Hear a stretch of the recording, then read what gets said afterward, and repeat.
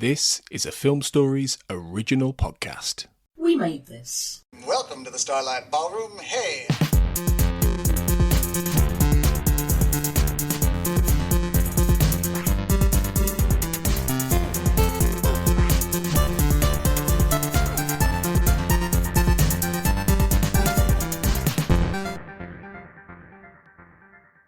Hello and welcome to Shipwrecked and Comatose, the podcast about Red Dwarf here on the We Made This podcast network. Except today, there's no chat about Red Dwarf. My name is Mark Adams and I am your host, and this is the second of our three specials, filler, whatever you want to call it, where two of our hosts, well, me and one of our other hosts, have a chat about a kids' telly show. These come from my old podcast, Right in the Childhood. And I had three of our hosts as guests on that podcast. In this episode, I have a chat with Carl about Samurai Pizza Cats. We're doing this while we're still recording our Series 7 coverage, and we didn't want you to have a month with nothing to listen to. So we hope you enjoy these tenuous links. Basically, it's just the hosts, but we hope you enjoy them anyway. And here's me and Carl having a Samurai Pizza Chat.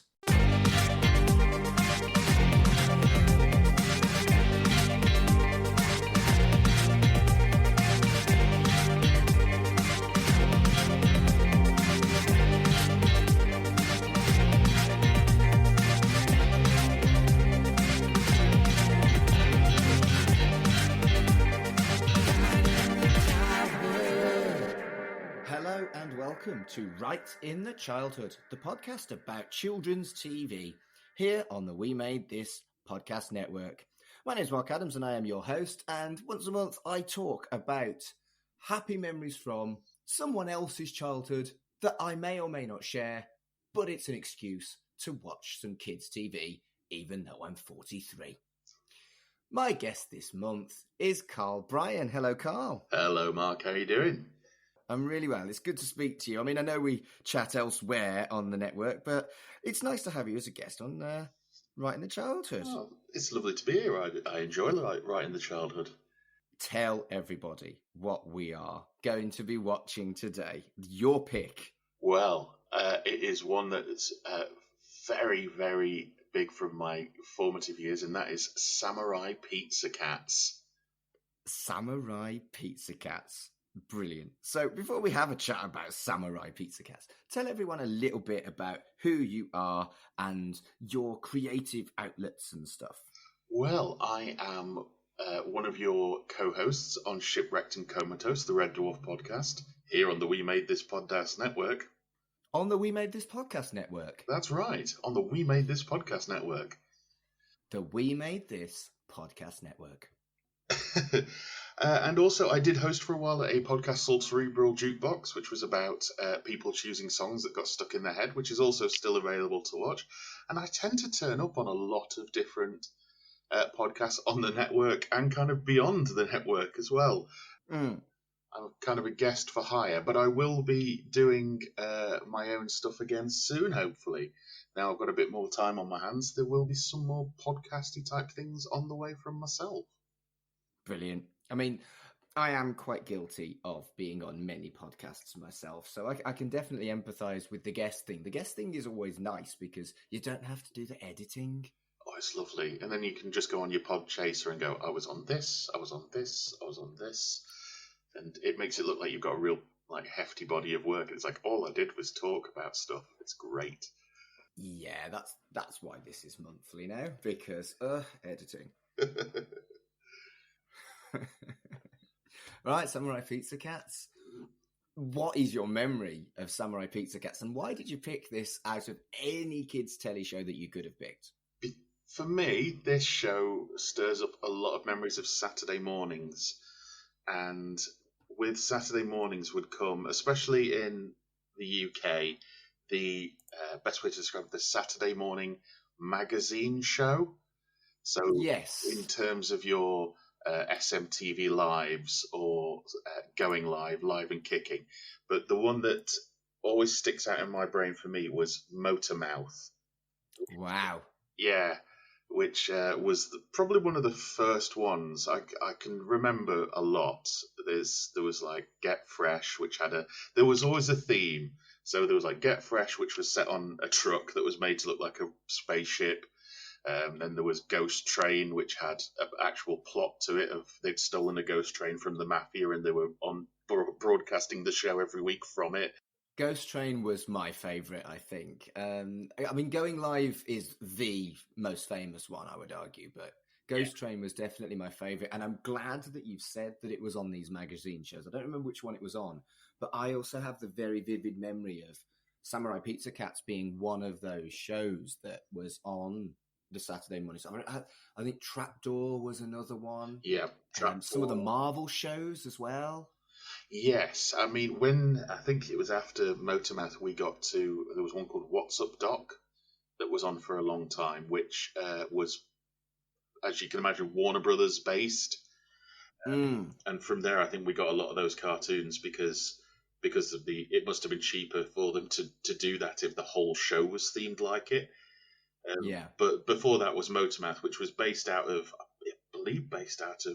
Newcastle. A lot of them were based out of either Newcastle or Manchester. And the Samurai Pizza Cats was the show that they played during that show. And I just remember it very, very vividly because it was, as we're going to talk about, it wasn't like other cartoons. It knew it was a cartoon, which was something at that age I'd never really had seen before, I don't think. I think for me, I remember Motormouth vaguely, and it had that very visceral logo of the big teeth. I remember that. Mm-hmm. And I remember that Samurai Pizza Cats was a thing, and it was about cats who delivered pizza, but they were samurais. Yeah. That's it. My memory, I think it was, I'm pretty sure it was anime as well. It is, yeah. It is anime, and I mean, the legendary story of it was sent over to Saban, who do Power Rangers, which will probably explain a lot about the way that this was produced. And the translations weren't complete, or the English scripts weren't complete, so they just went, quick, we'll write one. So they wrote their own translation for it, which when you watch the episodes, you'll realise that, which is very meta, self-referential, bit sarcastic in places, and again, I think that spills over into Power Rangers, where every season of Power Rangers is using footage from a Japanese show, and then they film other bits around it. Yeah, I knew that about Power Rangers. I didn't know it about Samurai Pizza Cats. I think my strong memories about Samurai Pizza Cats aren't about what happened in the show itself. It's about what the show was. And at the time, and I think this was misguided and inaccurate, but I saw it as satire of the Teenage Mutant Ninja Turtles. Oh, and I thought it was a very cheeky show that was taking the piss. But I don't think that was actually the case, was it? They do make a joke about it in the theme tune, which is they've got more fur than any turtle ever had. And I think that was just fortuitous timing, because it was around about the same time, like 1990, 1991, around about that era. So I think they've gone, and it was probably purchased by Saban as a competitor to Teenage Mutant Ninja Turtles, whereas in Japan, this is probably just something like that gets produced anyway. And then they've just gone, okay, well, this might work as a Ninja Turtles fighter. And I don't think it did that well. No. Elsewhere. It did well over here, I think. I think it did a bit in America. I know that because there's some YouTubers I follow who have done like retrospectives on it. So it must have done something, but it just stuck out so much for me. And Motormouth as a whole did. There's a few things I distinctly remember. One is Samurai Pizza Cats. Two is Two Unlimited appeared on there once, doing "You're Ready for This," But I just remember at the time watching them going, no one's doing anything. They're just dancing. Because they didn't have. I don't think they had the lad who did the rapping yet, or he wasn't there or something. So there was just two dancers and a keyboard player. I'm just going, I like it, but what am I watching? Rapping is a strong word for techno. Well, not. This is going to make me sound like a bit of a too unlimited apologist, but it was one of the first albums I ever bought on tape was No Limit album, and Brilliant. he actually does rap. But for Gosh. some reason, they just cut it out completely of all the single releases because it's not particularly good. Oh, 90s. They were definitely a thing. Yes, they were. They very much were. I've realised I should probably acknowledge that there isn't much of an age difference between you and me. Sometimes there is on this show, and obviously the first version of this show featured Fraser, who was significantly younger than me, and that was kind of the premise. Whereas you and I are 40, early 40s, nudging mid 40s this side. I'm about to turn 40, so yeah. It's there's only about 3 years between us. Yeah. So I think we all roughly saw some of the same things growing up. You may have been more into. I nearly said I thought you might be more into girls and stuff by that point. Nah. Well, I was into pretending about girls. Yeah, but I thought, by that point, I thought you might not be watching cartoons. But, 30, I'd have probably been about 10, so you'd have probably been about 12, 13. So, yeah, that you probably watching. I did watch Samurai Pizza Cats, but it wasn't one that I would have chosen myself to do on the show. So it kind of fits the format in as much as I've got very vague memories of it, but not anything really other than 4 bars of the theme tune and that Turtles thing that I thought it was satire when it kind of wasn't really. Well, that's the thing I was thinking, because you were slightly older than me, you might look at it, you might have seen it more and sort of got some more of the, I don't want to say more adult, but more meta stuff in there. Maybe at the time, but my memory doesn't give me anything, unfortunately. Whereas for me, it was like, look at them, look at the cats with a gun that shoots them across the sky, and it's great. Yeah. Are you a cat person then? I'm allergic. Oh, so no. I like them. They don't tend to like me. It depends what sort of cat it is. If it's a heavily shedding cat, then I can't really do much. I just start itching and sneezing. But I do like cats. You know what the solution is? Take tablets every day for the rest of your life? That or Mr. Bigglesworth. I've never held one of those, but I've always wanted to, because that would probably be the solution for me if I did want a cat. So they are odd. I mean, you get a cat would look like that if you shaved it. Yeah. And if you've seen the Sphinx cats, that some of them have got like black spots. If that cat had fur, it would be black and white. Yeah. The pink ones would have had white fur if they weren't Sphinxes. Right. And this is true. If you shave a tabby cat, they have tabby skin. I knew that. Yeah, that's adorable. So most of the Sphinx cats would actually be pure white. Yeah, there's 2 reasons why they can't go outdoors, you know. Is it the first one is 3 reasons why they can't go outdoors. Yeah. The cold in this country would probably be unpleasant for them. But also, the obvious one is they're a valuable breed. They would just get stolen. Yeah. And the other one is even sadder. Because they've got no fur, they would get sunburned. You'd have to put suntan lotion on your kitty. I didn't think of that, actually, yeah. I should really think of that, because I'm a bald man, and whenever I have to go out in the sun, I have to put suntan lotion on my head, so I really should have thought about that for my cat. I hate doing that. It's the worst thing. Yeah, it's interesting, because it never feels like it's particularly... you don't feel particularly clean with it. No, it just highlights your... Anyway, moving on. Samurai Pizza Cats. Yeah. Shooting. You said shooting out of a gun. Elaborate. Well, with their... when they go into action, when the call comes through, as with all cartoons, their base of operations transforms.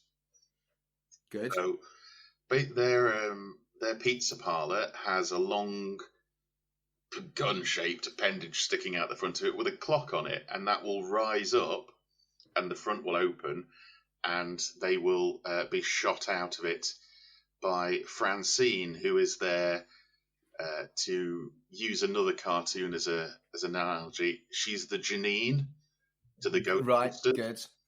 The fun bit about Francine is whenever they have her on, and she's in every episode, she almost seems to truly resent working for them. So like Janine, then. Yeah, she. When we watch the first episode, we will see that she fires them out of the cannon to where they're supposed to be going, and she realizes that she shot them off at the wrong trajectory, and she's done it more than once. But she kind of winks to the camera that she's done it, and then they end up like flying through at least 3 buildings on their way to getting to their location. So this seems like you've got a pretty good memory of Samurai Pizza Cats. Have you rewatched it since your childhood then? I have done, yes. A very good friend of mine, my friend Jax, is also a big fan of Samurai Pizza Cats, and years ago I bought them, because this was before things like this got an official release. I found somebody on eBay who was selling DVDs of them all. Amazing. This must have been before YouTube as well, and I bought them off this person, and I ended up giving them to Jax. But then in recent years, there's been an official DVD release and an official Blu-ray release. Although the Blu-ray release always makes me laugh because on the front of it, it says Blu-ray SD. So it's like Blu-ray standard definition. So what's the point of it being Blu-ray? Well, you can fit it all on one disc because there's 52 episodes. Bloody hell, 52 episodes. So was it one series of 52 episodes? Do you remember that? Or did it have multiple series? 52 episodes, and 2 of them, well, one of them's a clip show, which is episode 9, weirdly, is a clip show.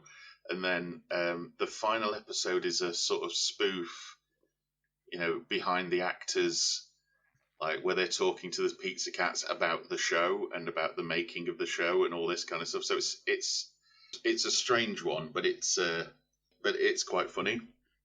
I haven't got a copy of that Blu-ray, but I am going to get it. Just as another shout out to Jax. Jax has a Samurai Pizza Cats tattoo. Of course she does. Brilliant. And so it's clearly a favourite of yours. Yeah, definitely. What is it about it that makes it a favourite of yours? It's the irreverency, because you get a lot of cartoons from your childhood which you watch now and go, oh, this is very basic stuff. But some of them, because they were writing for kids, but they weren't talking down to them. So the show still works, because basically this is a group of writers trying to make themselves laugh while doing an English dub of a Japanese cartoon, and I think it still stands up to this day. Especially as with a lot of these Japanese cartoons, there's reusing of shots constantly. It's very Monster of the Week, right? And they if they use a superpowered weapon or something, they will use the same shots, or at least they've got like 2 different variations of the same shot, but they make fun of it. And I think it's that kind of like twisting of the expectations of the cartoon that I think has made it last. I can still watch it now and chuckle because of the jokes in it. So is it as blatant as the I have the power thing in He-Man, for example? Or does it actively mock that kind of thing? It actively mocks that kind of thing. The He-Man thing is very similar. Like you say, they use the same framework for that. But that's lasted quite well. And I think, the idea of it has lasted quite well, but people have gone back and gone, oh, the actual episodes aren't particularly good. But that's led to things like the recent Masters of the Universe Revelations, which is on Netflix, and is really, really, really good. That's the one by Kevin Smith, not the other one. Yeah, the one by Kevin Smith. Sublime, man. Yeah. Sublime. I did watch some episodes of the new one, the CG one, and it's actually quite good.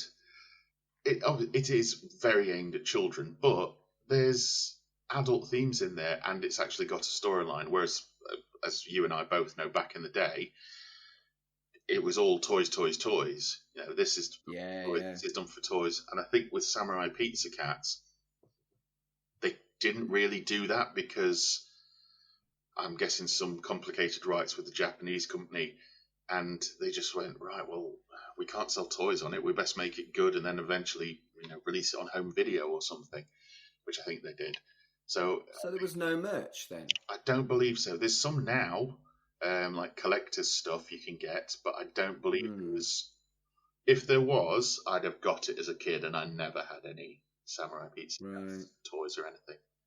Oh, that's a shame. Yeah, I think there was probably like tie-in, like stuff they could get away with doing, like colouring books and stuff like that. But that wouldn't have bothered me. But I'd have probably gone for an action figure if one had come out. Yeah, and they were super cute. I don't really remember any kind of anime style action figures as a kid. They were all American style. Yeah, I mean this opened up quite a bit. I'm not a huge anime person now, but it's interesting to see where it kind of leads, because you see that kind of style, and you get, even then it's like, oh, it's Japanese, and they've dubbed it. And my sister's then partner was previously in the Merchant Navy, so he had a load of videos of anime cartoons that were dubbed. So I watched a few of those growing up as well, and this was kind of like my gateway into that. But none of them stuck like Samurai Pizza Cats did, because this was basically them messing around, and the ones I'd watched were trying to do a faithful dub. I have watched episodes of Samurai Pizza Cats in the original language, and there's a complete disconnect, because it knows exactly, it's doing what it's meant to be doing, and it's taking it seriously. Whereas with the humour that was in these English dubs is what kind of made it for me. It was lightning in a bottle, basically, I think is probably the best way of putting it. That's fascinating, because almost without exception, it's widely considered that a sub is better than a dub when it comes to foreign films, including anime. Yeah. But just occasionally, stuff benefits from a dub. And, it's when they put some actual effort into it, I think. And I've looked at Cyber City Oedo 808 on this podcast a long time ago, and it wasn't actually the dub on that one. It was the fact that they rewrote the entire soundtrack for a Western audience, just made it so much better. There was nothing wrong with the Japanese soundtrack, but it kind of resonated better with me because of that. Yeah. But that's rare, man. That is rare. Yeah. Like I say, they didn't do any toys or anything. It almost felt like, right, we've got this. Oh no, the scripts have turned up and they're not complete. There's even the joke in the theme song, as soon as someone finds the script, we might begin the show. And apparently that's taken from genuine directions. Brilliant. From the time. And I think maybe it was almost like the studio were like, let's just get it out. Let's just do it. We'll have a laugh. It'll be a fun few days, and we'll get it out. And then when it's gone out, it's gone, oh, people like it. Oh, my goodness, what are we going to do? Brilliant. Yeah. So I mentioned earlier that literally, other than Cute Cats, there is 4 bars of the theme tune that I remember. And it's not actually 4 bars. It's literally 4 words. And that is, it's 3 words. Samurai Pizza Cats. And that's it. Yes. And I couldn't sing any more of the theme tune for you, but that theme just, I don't know why that stuck in my head, because I don't remember anything else about it other than it was fun and it was on Saturday morning TV. So I'm really, really excited about this, because I think I'm actually going to get floods of memories come back to me. I think when you hear the full theme tune, you will have basically a nostalgia quake. Brilliant. Because I'm not always excited about people's picks on this, I'll be honest with you. Whereas I am genuinely excited about this. When you said Samurai Pizza Cats, I was like, I remember nothing of that, but I remember I liked it. Yeah. So should we watch some Samurai Pizza Cats? Let's get watching.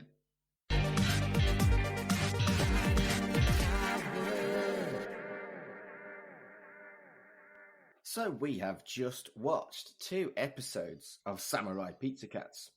There's only 1 season, so episode 1 we watched is called Stop Dragon, My Cat Around, and episode 4, The Great Golden Cluck. So Carl, was it as good as you remember? Yes, it was. I think it's a little behind the curtain, but we actually watched them with our mics still on, so we could hear each other's reactions, and there were times when we both chuckled at what was going on. Yeah. We did it very crudely. It wasn't a watch party. We just went 3, 2, 1, play. Yeah. But I was interested in hearing your reaction to watching them again after so long, and it was good. Yeah, it still stands up. There were points where I was absolutely beaming at the silliness of it. And I still really enjoy it. And as I said to you before we came back on, I'm probably going to wind up watching the rest of the series again, which I've not watched them from all the way through from start to finish in a very long time. So I'm probably going to do that at some point. I think in a similar vein to Reboot last month, I enjoyed it as much, maybe a little more than I expected. And it's the kind of thing that I probably will dip back into occasionally. I don't think I'm going to do a massive binge like it sounds like you're going to, but I enjoyed it enough that I would definitely watch this again. Oh, yeah. So we watched 2 very early episodes, but it does, the story does expand a bit as it goes on. I mean, it would which I don't think a lot of cartoons of the day did. It's very Monster of the Week. And these are very Monster of the Week as well. And we both mentioned how there's a lot of reusing of animation for certain bits. But there are like plot points which do get expanded on as the series progresses. To be fair, there was some continuity in as much as, there was still the romantic angle. What was the name? Lucille, of the character that the both of the cats were chasing. That's one of the things that gets expanded is as time goes on, it becomes more of a thing between Speedy and Polly rather than Lucille. And it's quite funny because it is treated in like just one episode she realizes that she likes him, and it's like, oh no, she's really annoyed. And then it kind of goes from there. That works though, because you can see how Polly would be frustrated. She was like, that she likes someone who's a bit of a pain. I think my partner's a bit like that. He doesn't really quite understand why he likes me, but he does. And sometimes he's like, why? He's a weirdo. It's good. And there's bits where they sort of it gets established more like how their powers work and things like that. And as you go into the series more, there's a lot of 2-parters. Okay. Yeah, there's ones where all their weaponry gets disabled because they realise the Big Cheese realises that they're solar powered, so he blocks out the sun, and they have to go and find somebody to build them new armour that they can use. And as the series progresses, there's the main henchman of the main villain. The villain's called the Big Cheese, and his main henchman is called Bad Bird. But as the show goes on, Bad Bird gets more and more kind of, do I want to be bad? And then there's a whole episode where he teams up. He decides he doesn't want to do it anymore. And he and Speedy become friends. Because it's kind of teased over the episodes. They've got more in common than you think. And they become friends and they try and take down the Big Cheese. And then it goes to a point where Bad Bird decides, no, I do want to be bad, but I'm going to be bad on my own terms. So he breaks away and it turns into like a 3-way battle. And yeah, so it does actually, against what a lot of cartoons did at the time, like your He-Mans and stuff like that, it did expand on those kind of things. Yeah, I think, if we look at the 2 episodes separately, but I can see that the continuity was already being kind of nudged at just from the romantic angle that we talked about. But I want to talk about the theme tune. Yes. I got the notes right of Samurai Pizza Cats, but I feel, I don't know about you, but for a 20-minute show, 90 seconds for a theme tune is a bit naughty. But what a theme tune, though, Mark. Oh, yeah. And it's still in my head like 20 years later, 30 years later, almost, and I can still sing it, and I probably do sing it to myself. It's one that's stuck in my head. It was everything I expected from what you'd said about it and more. And what I did like and did make me smile was that obviously Japanese footage, but on the Samurai Pizza Cats, it was a completely different font, a completely different colour background, and it was just like the Americans dumped this in here very briefly for the theme tune, and it was so obvious. Because it was English, and obviously the original would have been in Japanese that you couldn't read. And it was really, really obvious and glaring. But I wonder whether it would have been at the time. I don't think it was. At the time, even though when I was young, I could still tell that this was blatantly dubbed together and cut up and stuff like that. But I don't think it was that noticeable. I had no clue at the time whatsoever that it was dubbed, it was Japanese, it was anything other than a fun kids' TV show. But I was quite naive as a kid. Yeah. Still am. It's fun because, I mean, even now, if you are, I'm just looking online because as well as the English dubs, there is the original with subtitles on YouTube as well of Kyato Ninden Tiandi. Or Samurai Pizza Cats, and even then the titles of the episodes are still things like Secret Ninja Group, Niyaki Dispatch, or the town is full of sushi, Panic. What's the one? The one we just watched in English was The Great Golden Cluck. Yeah. But on the Japanese one, it's Have a worry, a card will solve it. So there's still that level. There's still that level of humour in the whole thing. The Japanese are so literal, aren't they? Yes, they are. But it's there's still a lot of humour there because you wouldn't be able to do it if the animation didn't match with a lot of what they're doing. But the Americans did definitely add a lot in terms of the humour because there's a lot of things like Call My Agent. There must have been a Call My Agent joke at least twice in every episode. And, yeah, I think the Americans really did do a very good job of westernizing it, but somehow keeping, I think, a dryness from the Japanese sense of humor as well. That was actually even better than I'd expected. Because, let's be honest, Power Rangers was crude. I don't feel like this was as crude as Power Rangers. No. The fact that we can watch it now and still chuckle... Like, I can watch an old Power Rangers episode and be like, yep, that was a Power Rangers episode. But with this, I can still watch it. Because at the end of each episode, as with a lot of cartoons, it showed a preview of next week's episode. And after we watched the second one, I was like, oh, I remember that one when I was watching the thing. So the fact that these have stuck in my head that much over time is incredible, really, considering how much, cartoons and stuff like that I watched growing up, and how a lot, especially when we've been talking about stuff for Shipwrecked and Comatose, I recently dug out a couple episodes of Time Busters because it's got there was some limp connection to Red Dwarf that we were looking at. Yeah. And I was like, oh, I remember this. I watched loads of these, but that had to be unearthed. But with Samurai Pizza Cat, it's there. And I can go, oh, I remember that one. I remember that one. And it's probably it must be, without sort of like saying, I don't think I've ever said it out loud, but it's probably one of my favourite cartoons of all time.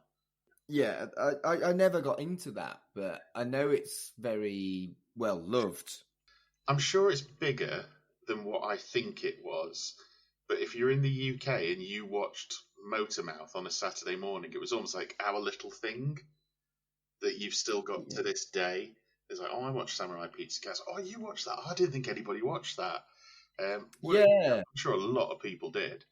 But, yeah, it's just this thing of like, oh, I saw something cool, because it wasn't like a lot of the cartoons in the day were like, hey kids, don't forget there's a message at the end of this, and blah blah blah. Like I remember seeing an episode of He-Man where it's like, put oily rags in the correct bin, otherwise it could cause a fire. It's like, I don't care about that, age 10. On this one, it's just like, it's just irreverent and out there. Well, I think from the very start, the meta element was there from the very first narration before you'd even met a character. Yeah. See what I did there? Meta character? That wasn't deliberate. And the whole show was just sarcasm, puns, and stuff on rhymes, but there was still the occasional, was this gag for the parents? Because, I'm sorry, stop talking politics was a hell of a line. Yeah, there was a line about healthcare at one point, leaving people penniless, and at one point, this is probably the biggest part of. I know you would talk about 90s icon stuff. I don't know if I'm guessing it is. He called somebody a pinko at one point. What's a pinko? Communist. Oh, okay. Yeah. I guess there's much worse than that. Yeah, but there was just that thing as well. Just, it's very. There's jokes in there for the right. The writers have gone like, we can slip this by, because normally the jokes about stuff like that come at action moments. If you know, so kids are not paying attention. They're watching the action, because a lot of people will be sitting with their kids as they watch it. So they'll be like, healthcare joke. There was a joke there like, oh, if we need somebody to go become invisible, we'll make them vice president. That was clever. That was a good gag, and it was like, okay, that's pretty funny. But as a kid, not a clue. It's the stop talking politics bit. It's watching it today. It's like, that's really funny, but at the time, it's like, I would have no idea what they were talking about. Yeah, and I think as I've done more and more of these episodes, kids' telly is much more sophisticated than I ever realised, and it keeps getting proven. Yeah. The one thing I will say that it doesn't go as far as 90s ick, but the female characters border on the stereotype and certainly don't pass the Bechdel test. No. Lucille especially. Yeah. I think if we watched more episodes, you'd see some of the female characters become a bit more developed, especially Polly, Francine, and Princess Vi, who we don't really meet in this one. Mm-hmm. She turns up and tells one joke, which is a massive pun, but she turns up in other episodes, and basically she is almost like a parody of a princess in that she doesn't fully understand any danger whatsoever. In the episode that follows the one we watched, that we saw a brief snippet of, they basically get chased around the catacombs of the castle by a robot monster, and she thinks everything is hilarious fun. Right. I like that kind of character. They're a lot of fun. Well, like, there's a point where they fall down like a sewage pipe, and Speedy's just an absolute mess. He's like falling down on his face, and he's panicking, and he lands like on his head when they get dropped out of the thing, and Princess Vi lands on top of him in a perfect sitting position, loving it like she's been on the greatest log flume you've ever been on. Brilliant. Also, when you see more of the characters in it, she's like the princess, but then her father is Emperor Fred, who I think is a bit of a... I can't remember which king it was, but Blackadder parodied him and said, oh, everybody thinks I'm mad, and say penguin at the end of every sentence. I can't remember which one it was, but he's like that, but he's no idea what's going on, and he's completely insane. Right. So she's actually the actual power behind the throne, but she just happens to be a very excitable child. It's quite fun.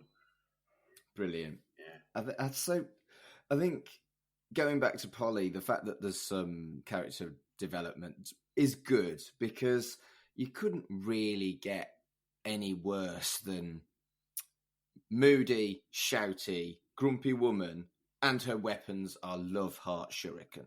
Yeah.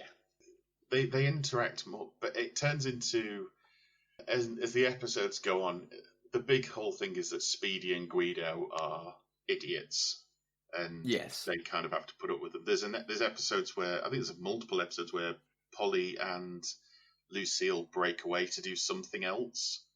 There's one in the I think it's the one that follows the Great Golden Cluck where they go off to become pop singers. Brilliant. And they do really, really well. But the pun on that is, and this is just an American joke I can imagine, they're the Pointless Sisters. Nice. Yeah. Nice. But they find out that they're being used to, their music's hypnotizing people to buy things, which is a bit of a satire in itself. Yeah. But yeah, it's good. Everybody gets something. I think the one who probably gets the least to do is actually Guido. But he does get the best weapon, because who doesn't want a brolly as a weapon? Yeah, the samurai sunspot umbrella. There's a little bit of the 66 Batman in how many things have got samurai in front of it. I think that's quite deliberate. Yeah, and the magical It's definitely a tick. Which I love. I was saying to you as we were watching it, I think that I stole a bit of the narrator's voice for whenever I do my cheesy radio voices. And if I've not pulled it off wholesale, it's definitely an influence on it, because it's that and Danger Mouse, the parallels between that and Danger Mouse, and why I love them both. I think the fact they've got a narrator is probably a big part of that. Wasn't it Del Boy who was the narrator for Danger Mouse? Was he the narrator? I mean, he was a load of voice. Yes, he was. He was Danger Mouse, and he was the narrator. I don't know if you ever saw the rebooted Danger Mouse. It wasn't David Jason, was it? No, it was Alexander Armstrong. Okay. There's Danger Mouse, but the narrator was Dave Lamb, who's the guy who does the voice for Come Dine With Me. Brilliant.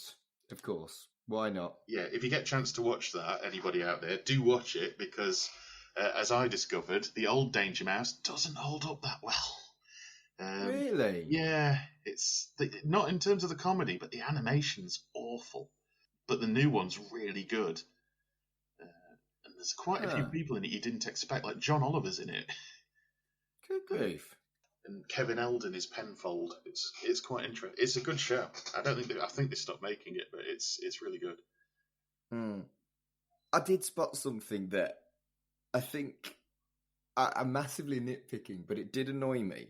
That the big gun that shot the Samurai Pizza Cats was a 6-shooter. Yeah. They went as far as loading the barrels.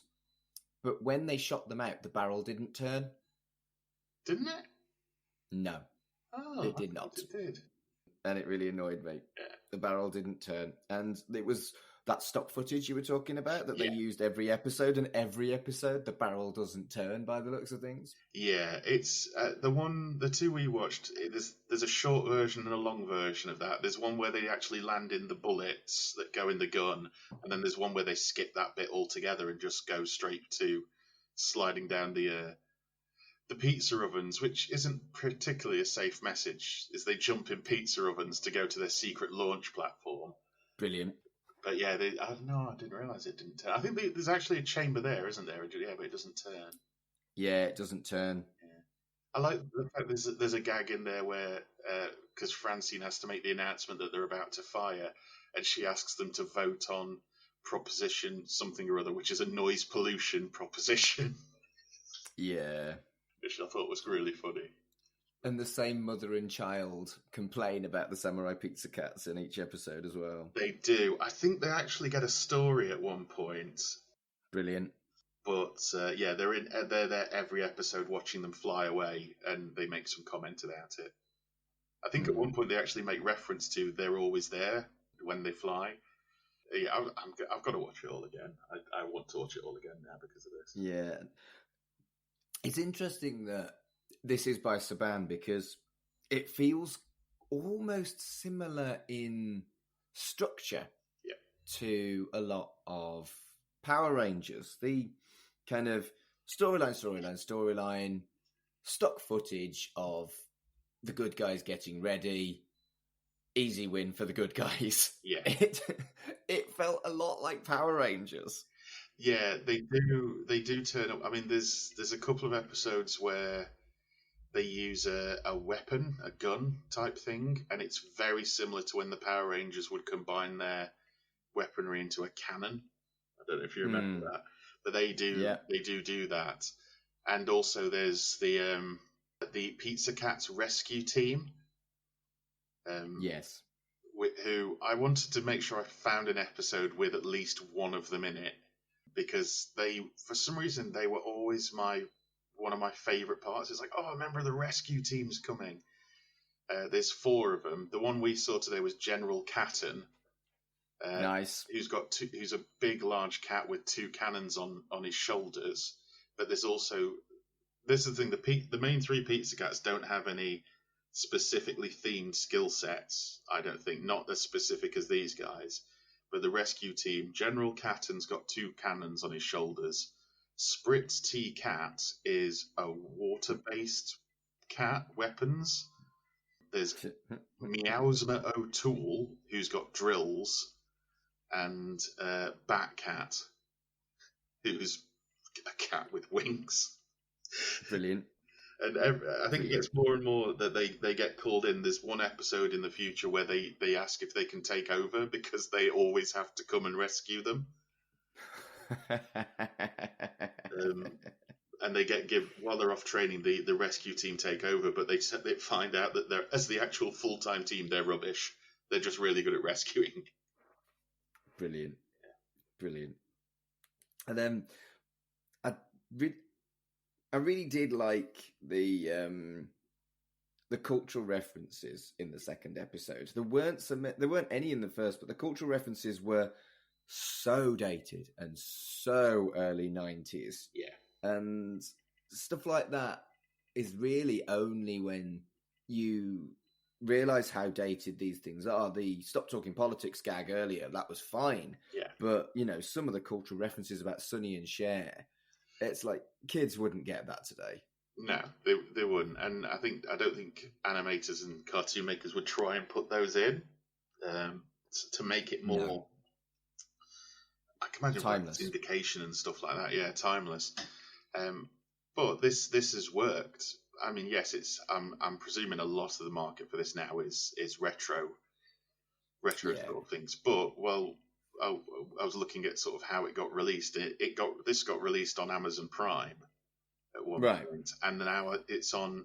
We can't get it in this country, sadly, but it's on Tubi, where seemingly a lot of programs seem to go. And it's a free service in America, but we can't get it over here because of licensing laws. But it seems like a lot of series where you go, wonder whatever happened to that. It's on Tubi. Right. I think it might be on Crunchyroll over here. Maybe. It is on Crunchyroll over here as well.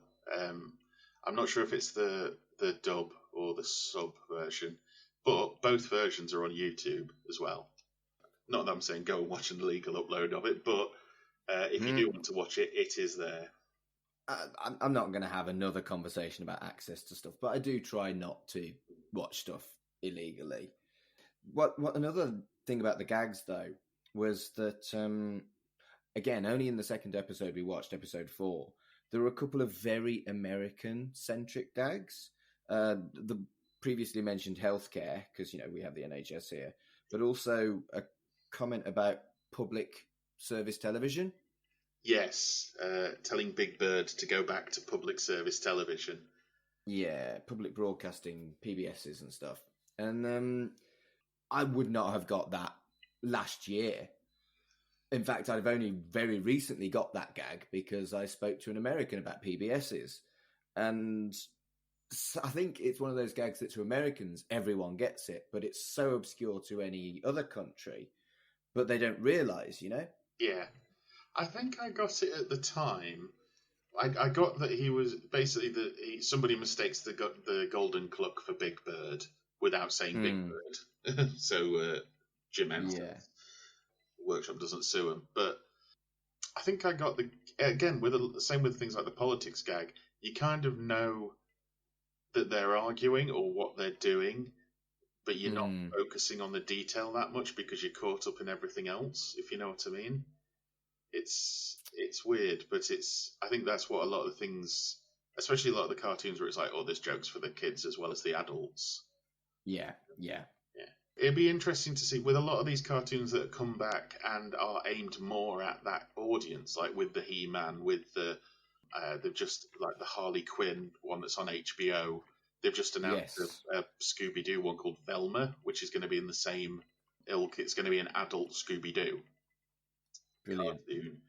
It would be interesting to see this brought back, but with more aim towards that audience again. It would be. I'd be interested to see it. It probably would be nowhere near as good, but it would be interesting to see them try and do it again. Yeah, I think it would be an odd choice. I'm not sure it has the same following as He-Man, though. No, but I mean, in Japan, they do tend to bring these franchises back. One I used to watch was, I can't remember what the translation is, but it was called Time Fighters. Again, another brilliant theme tune in that. If I ever find it, I'll send it to you. And I was like, oh, that's cool. And then I found out a few years ago they brought it back with modern day animation, and it looked really good. But there wasn't an English dub. And I can imagine, at some point, someone in Japan's gone, do you want to try bringing back the Pizza Cats?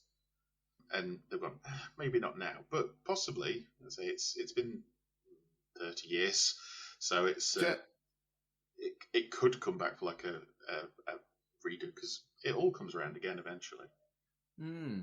I mean, I'd be very, very interested to see how that would be handled. Would it be done in the kind of Power Rangers style that they did Samurai Pizza Cats, or would it be a more faithful translation the second time around? It'd be very interesting to see. I mean, it's like, I mean, I'm guessing you're probably a little bit, you're up for this X-Men 97 that's coming out. So excited. Yeah.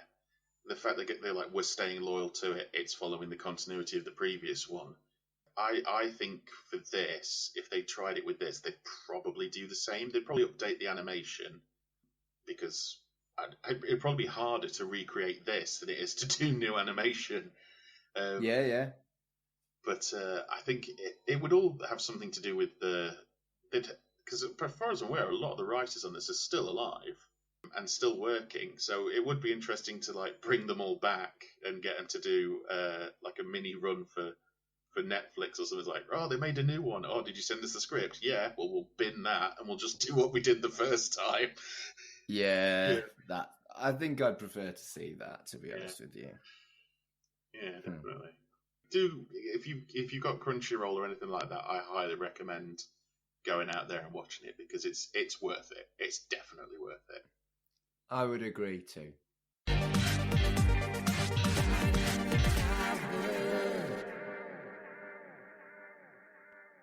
Carl, it's been a joy talking about something that is so very silly and surprisingly intelligent for a kid's telly show. So thank you for bringing Samurai Pizza Cats on the show. Oh, it was my pleasure, Mark. Thank you. Where can people find you on the internet?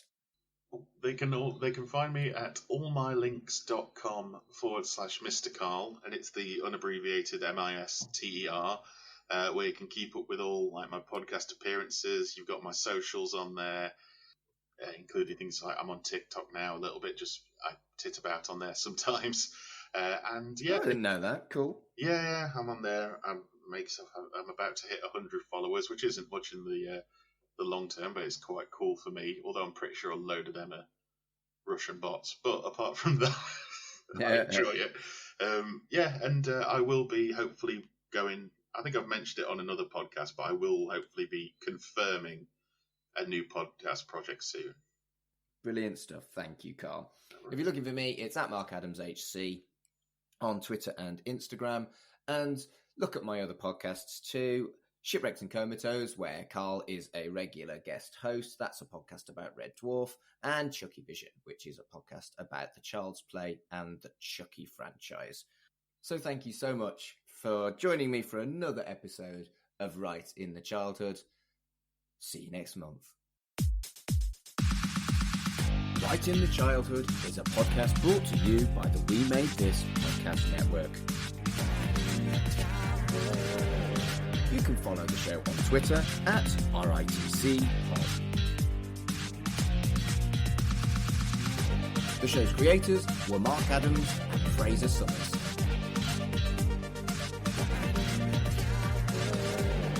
The show's host is me, Mark Adams. You can follow me on Twitter and Instagram at MarkAdamsHC.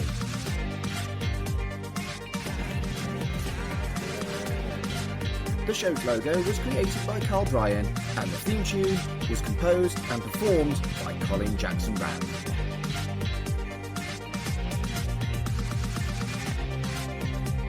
Thanks for listening, and I hope you enjoyed being hit.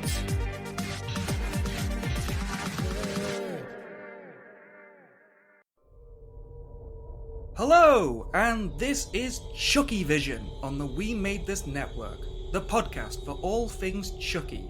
I'm Dev Elson. And I'm Mark Adams. We're two queer podcasters who love bloody horror, Camp comedy, gay romance, and referencing icons like Freddy, Jason, and Britney. The Chucky films and new TV show deliver all of that, and there is still so much more to cover. So if you want to play, find Chucky Vision on Twitter at Chucky Vision and on all good podcast providers.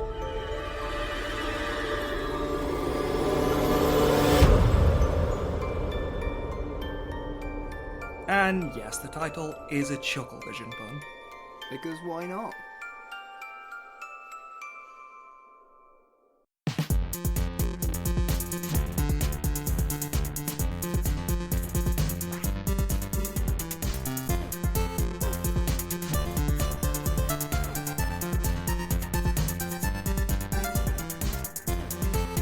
Shipwrecked and Comatose, a Red Dwarf podcast, was created and produced by Mark Adams and Kurt North.